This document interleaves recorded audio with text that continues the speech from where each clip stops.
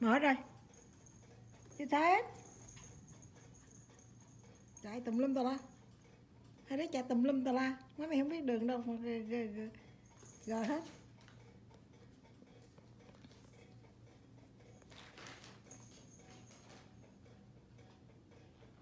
Mimi kiếm gì vậy? Hả? Con kiếm cái gì?